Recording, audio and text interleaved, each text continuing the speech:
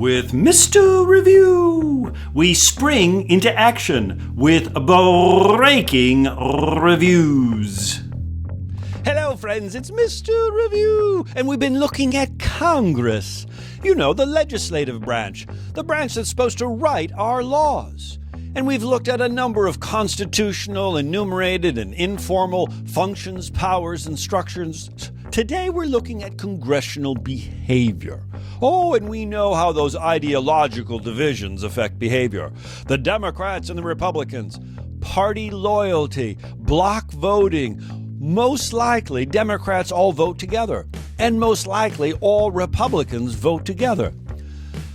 Whew, this affects policymaking.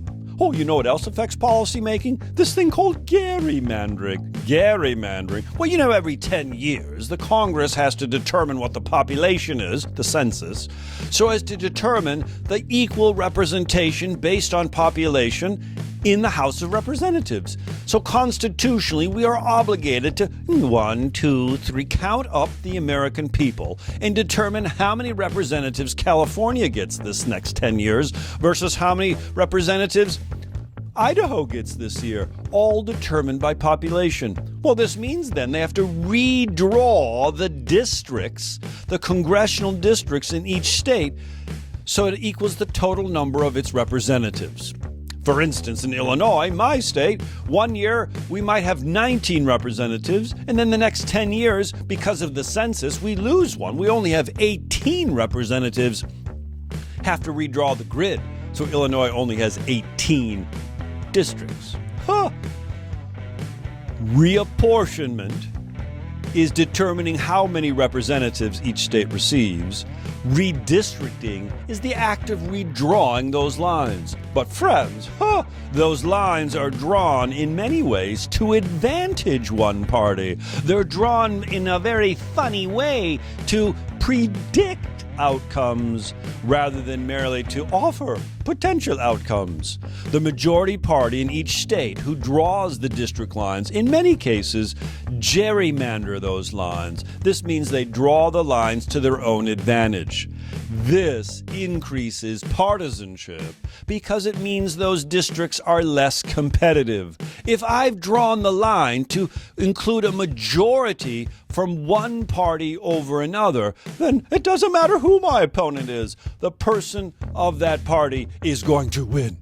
Do we choose them? Or do the gerrymanders choose us? Sounds like a little bit of political skullduggery, if you ask me. But gerrymandering explains a whole lot as to why our Congress today is so partisan, and really, the elections are not very competitive. The vast majority of incumbents, those seeking re-election, win easily. But then we have divided government. Divided government? This is when the majority of Congress is of a different political party than the political party of the president. This clearly changes the behavior of our governments and the policy-making process. If the party of the president is different than the Congress, you would think less gets done. But it will require much more compromise. And then how about that lame duck president? What happens when the president loses an election and then starts appointing to fill up judge seats?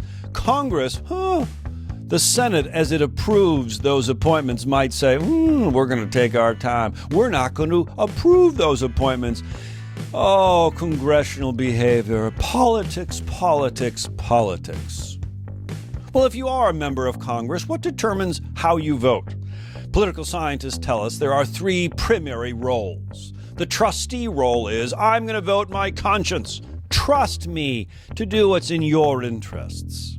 Then we have the delegate role. The delegate role is, I'm just going to see how my constituents back home, the people who voted for me, think, and then I'll vote their way. I will vote the way the people want.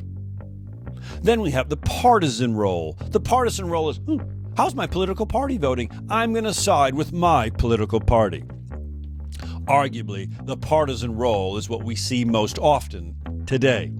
Now, some political scientists would say we have what's called a politico, someone who does a little bit of trustee and a little bit of delegate and a little bit of partisan? Oh, it's probably that. Oh, congressional behavior. Oh, government in trees. Tree branches of government. The interaction amongst branches, springing into action with breaking reviews.